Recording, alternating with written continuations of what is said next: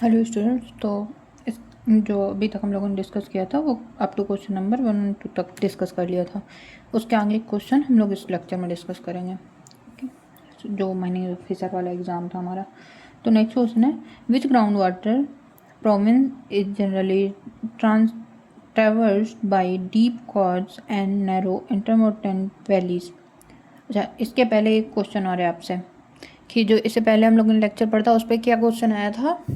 हाँ, मतलब इमीडिएट पहले नहीं, कुछ टाइम पहले के पुराने लेक्चर्स में उसमें उन्होंने काउंटिंग पूछी हुई थी कि ग्राउंड वाटर प्रोविंस कितने हैं।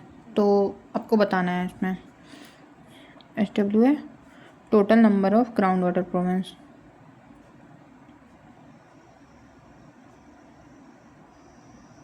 Province in India, major and minor. ये बहुत डिटेल में एक क्वेश्चन पे हम डिस्कस कर चुके हैं इसको। ओके, सो जो इसमें क्या पूछ रहा है कि ऐसा कौन सा ग्राउंड वाटर प्रोविंस है जो ट्रांसफर्ड होता है by the deep gorges and narrower intermittent valley. तो ऐसा है कौन सा, हिमालयन हाईलैंड प्रोविंस, क्योंकि वहीं पे डीप गॉर्ज डेवलप होते हैं। सो इंडिया के जो ग्राउंड वाटर प्रोविंस हैं वो डिवाइड होते हैं based on geology, geomorphology, climate and ground water occurrence. तो जो हिमालयन हाईलैंड प्रोविंस है उसकी क्या प्रोसेस है, कैसे कैसे उस पर इम्पोर्टेंस क्या है उसकी, आप बोल सकते हैं फीचर क्या है। तो उनको हम देखते हैं। हिमालयन,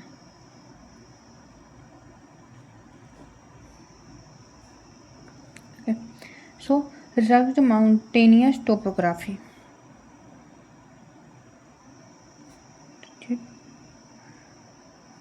mountainous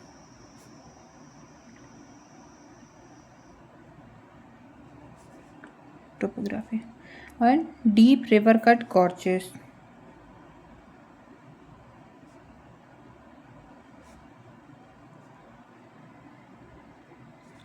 नैरो इंटरमिटेंस वैली पे दिया हुआ है, ये तो लिखने की जरूरत नहीं है, गॉर्जेस पे दिए हुए हैं। And highly folded and faulted rocks,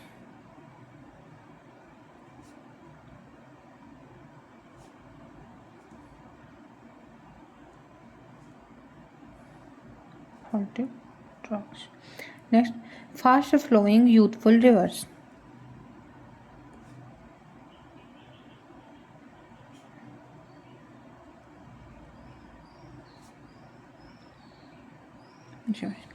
ये है जो स्पेशलिटी है वो है हिमालयन एरियाज़ की। क्यों? क्योंकि जो हिमालयन एरिया है वो जियोलॉजिकली यंग पोलर माउंटेन्स है। सो रिवर जैसे कि इंडस, सतलुज, अलकनंदा, ब्रह्मपुत्र, ये सब deep valleys and gorge cut करते हैं तो हिमालयन प्रोविंस क्रिएट होता है। ऑप्शन दिया हुआ है पेनिनसुलर ग्राउंड वाटर प्रोविंस। सो पेनिनसुलर के करेक्टरिस्टिक क्या है, ये हिमालयन के हो गए, क्या हम लोग यहाँ पे लिख लेते हैं, पेनिनसुलर ग्राउंड वाटर प्रोविंस। इसमें होगा consist mainly of hard crystalline rock. तो कैसे, consist mainly hard crystalline rocks. Next, terrain in plateau like with moderate relief. So terrain is plateau like with, plateau की रिलीफ कैसी होती है, moderate relief.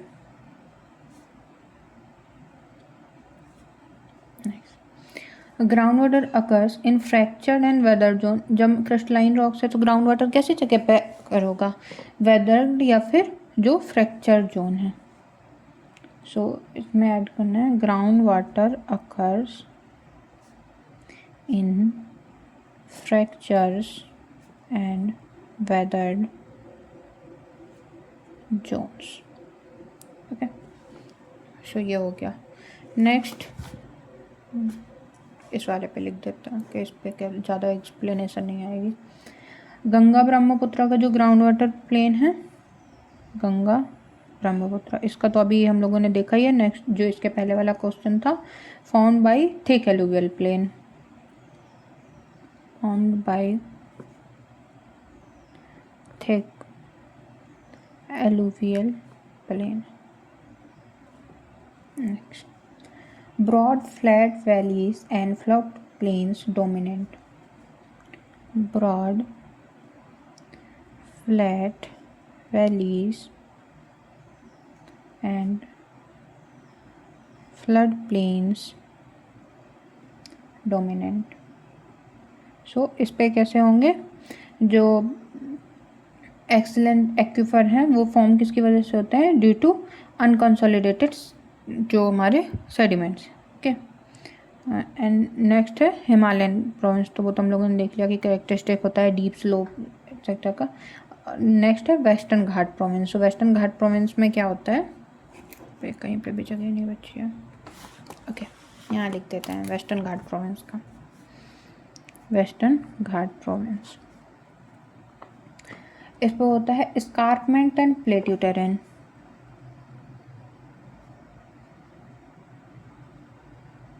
And plateau terrain, okay, noted for laterites and short west flowing rivers. Noted for laterite and short west flowing rivers and deep intermittent valley. इस पे क्या थी, narrower थी, इस पे डीप हो जाएंगे, डीप इंटरमिटेंट वैली। और कहाँ पर होंगी, तो ये सारा का सारा हो गया हमारे जो प्रोविंस है, ग्राउंड वाटर प्रोविंस है इंडिया के, उनके बारे में। सो आई होप क्लियर हो गया। Next question, in geographical information system GIS the positional data related to earth surface is called. So वो आंसर हो गया स्पेटियल डाटा। आगे हम देखते हैं इसका जो कॉन्सेप्ट है कि जो GIS है वो वर्क करता है with mainly two kind of data. So GIS ये मेनली वर्क करता है दो टाइप के डेटा में, एक होता है spatial data and second one is attribute data.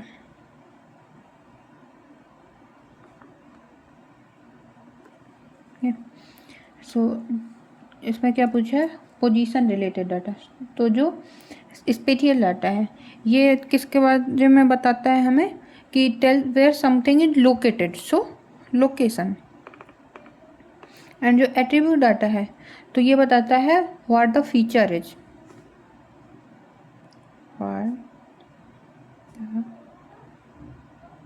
Feature. तो इसने हमसे पूछा था लोकेशन के बारे में, पोजिशनल डाटा, तो ये हो गया हमारा आंसर स्पेटियल डाटा। अब स्पेटियल डाटा में क्या क्या आ सकता है, एक तो कोऑर्डिनेट्स एंड शेप, पोजीशन और जियोमेट्री ऑफ जियोग्राफिकल फीचर, जैसे कि लोकेशन है किसी river, road network, village boundary, borehole coordination, ये सारा कुछ। रास्टर डेटा, रास्टर डेटा क्या होता है, टाइप फॉर्मेट होता है स्पेटियल डाटा का जो कि मेड विथ पिक्सल होता है, जैसे कि सैटेलाइट इमेजरी। ओके, ये भी नहीं होगा। वेक्टर डेटा, इसके अदर ऑप्शन देख रहे हैं हम, तो वेक्टर डेटा क्या है, फॉर्मेट टाइप है स्पेशियल डाटा का, जैसे भी देखना पॉइंट्स, लाइन, पॉलीगन, तो ये भी specific spatial data. Spatial data term हो गया जो कि all location based earth surface data को बताता है।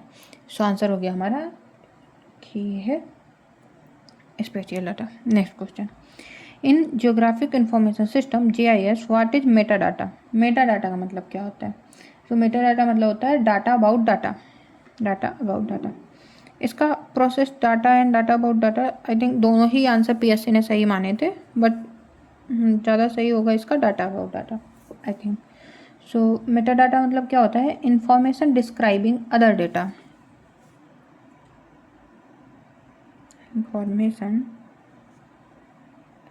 Describing other data. तो ये हेल्प करता है यूजर्स को अंडरस्टैंड करने में source of data, scale, projection system, accuracy, date of collection और प्रोसेसिंग हिस्ट्री, ये सारा कुछ है। जैसे एग्जांपल देखें कि सैटेलाइट इमेज फाइल में है मेटा डाटा कंटेनिंग, तो कोई सैटेलाइट फाइल होगी तो वो क्या करेगी, मेटा डाटा कंटेन कर सकती है, जैसे sensor name, resolution, acquisition date, coordination system, ये सारा कुछ करती है। ओके, अब अदर ऑप्शन देखें। अगर रॉ डेटा क्या होता है? Original unprocessed observation, original unprocessed observation. Okay, process data क्या होता है? डाटा आफ्टर एनालिसिस और correction, data after analysis and correction. फिर क्या है? Meteorological data. सो मेट्रोलॉजिकल क्या हो गया? वेदर रिलेटेड डाटा हो गया, एंड डाटा अबाउट डाटा हो गई एग्जैक्ट। इसकी जो है हमारी डेफिनेशन है कि information describing other data. Okay, तो ये भी आपका क्लियर होगा। नेक्स्ट क्वेश्चन है, which one among the following contains shortest wavelength in the electromagnetic spectrum? So x ray, यहाँ पे जो ऑप्शन दिया है उसके अकॉर्डिंग एक्सरे। अब जो इलेक्ट्रोमैग्नेटिक स्पेक्ट्रम है वो क्या होता है? Radio wave, microwave, infrared, visual, UV and x ray, फिर ultraviolet gamma rays. Okay, RMIVUXG, हाँ। So gamma ray. अब जैसे जैसे वेवलेंथ डिक्रीज करती है तो फ्रिक्वेंसी इंक्रीज करती है एंड एनर्जी इंक्रीज करती है। So if wavelength decrease then frequency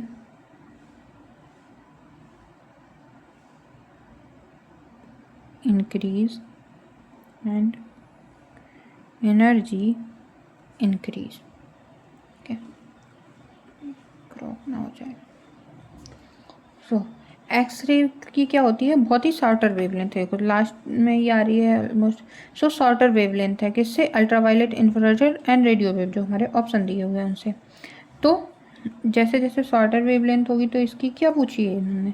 shortest wavelength कम है तो इनकी फ्रिक्वेंसी एंड एनर्जी ज़्यादा होगी। सो EM स्पेक्ट्रम में इन ऑप्शन में से सबसे शॉर्टेस्ट क्या होगी?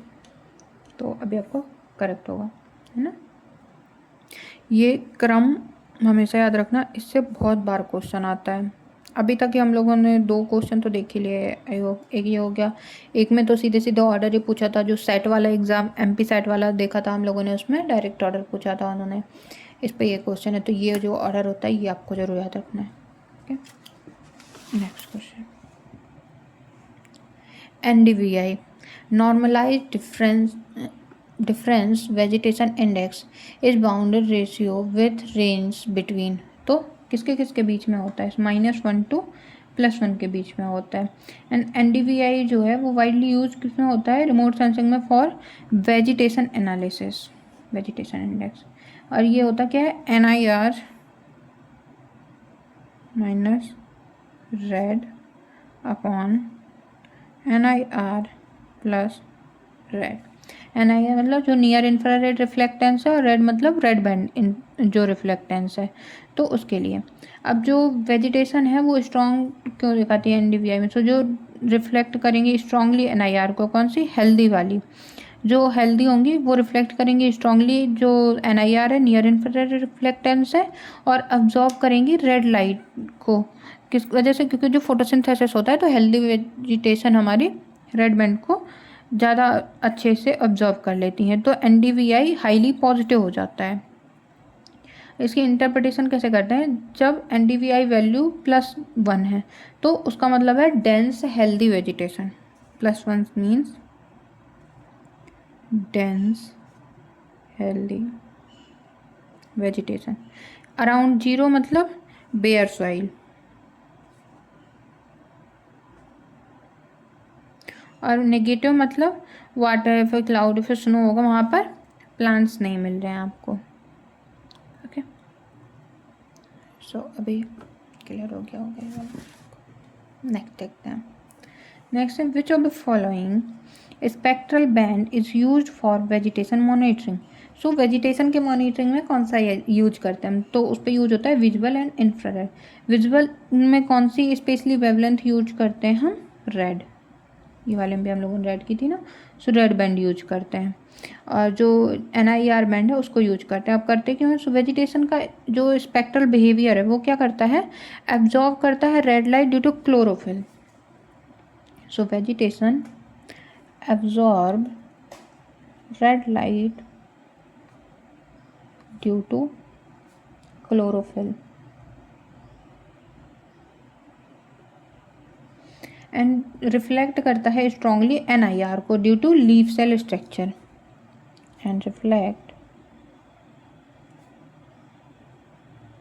strongly NIR due to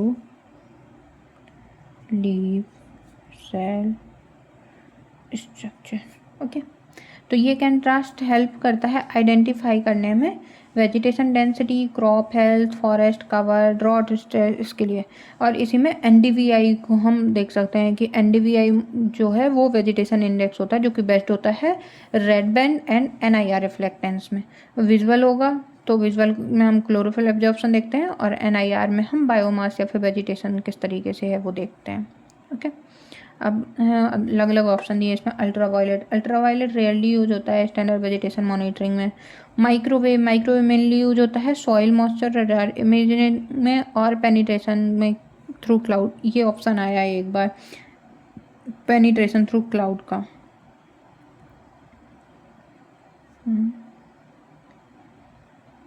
through cloud कौन सो करता है, तो माइक्रोवेव शो करता है। Visual and infrared standard combination है वेजिटेशन स्टडीज़ के, इनकरेक्ट हो ही नहीं सकते, नन ऑफ द अबव वाला इनकरेक्ट हो गया। तो ये हो गया हमारा। Next question, application for remote sensing in GIS in geology, choose a correct answer from the. तो जो GIS है या रिमोट सेंसिंग है उसका यूज जियोलॉजी में कहाँ कहाँ होता है, so mineral resources, ground water resource, rock resource, all of the above में होता है। अब जो कंसेप्चुअल एक्सप्लेनेशन वो क्या होगा, तो एप्लीकेशन जियोलॉजी में मिनरल रिसोर्स है, जो एवोल्यूशन है, एक्सप्लोरेशन है सॉरी, उस पर किस में यूज होता है, अल्टरनेशन जो अल्ट्रेशन जोन है उनकी मैपिंग करने में, lineament analysis, structural mapping, lithological discrimination इस पे होता है। ग्राउंड वाटर रिसोर्स असेसमेंट है उसमें water side mapping, lineament tracking, aquifer zone identification, recharge zone mapping में होता है। रॉक रिसोर्स स्टडी में lithological mapping, engineering geology and quarry site identification इस पे होता है। तो ये सारे के सारे एप्लीकेशन क्या है, वैलिड है, इसकी वजह से जो इंक्लूड करेगा all the geological applications. Okay, next question, the process of using a set of control points to convert image from image coordinate to real world coordinates is called। तो इसको बोलते हैं हम जियो रेफरेंसिंग। जियो रेफरेंसिंग क्या होता है, इसकी definition क्या होती है, assigning real world coordinates to an image और मैप। और यही इसने बोला हुआ है कि हम सेट ऑफ कंट्रोल पॉइंट्स को यूज करते हैं to convert image from image coordinates to real world coordinates. अब ये कैसे किया जाता है, सो इसको हम करते हैं with the help of ground control points. Ground control points जो GCPs होते हैं, या फिर नॉन लैटिट्यूड लॉन्गिट्यूड लोकेशन, किसी जगह की लैटिट्यूड लॉन्गिट्यूड अगर हमें पता है उसकी वजह से कर लेते हैं, या फिर कोऑर्डिनेट सिस्टम से करते हैं। जैसे एग्जांपल है, एक स्कैन टोपोग्राफिक मैप है जिसके कोई भी कोऑर्डिनेट्स या फिर जियो रेफरेंस कोई भी ऐसा नहीं है, अब उसको हम जियो रेफरेंस करते हैं कोई भी यूजिंग एक स्टैंडर्ड लैंडमार्क के हेल्प से हम उसे जियो रेफरेंस कर देते हैं कि जो मैप में हमारे ये दिख रहा है पॉइंट, ये रियल वर्ल्ड में यहाँ पे दिख रहा है। तो रियल वर्ल्ड एंड जो हमारा मैप या फोटोग्राफी, उन दोनों को जब हम मिला करके एक कर देते हैं तो उसको हम बोलते हैं जियो रेफरेंस। अब स्टेप्स क्या होते हैं जियो रेफरेंसिंग के, स्टेप्स होते हैं सबसे पहले select control points,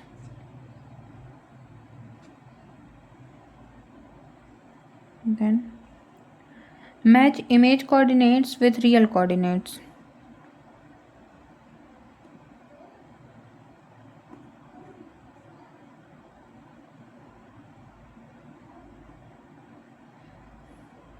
with real coordinates. Then apply transformation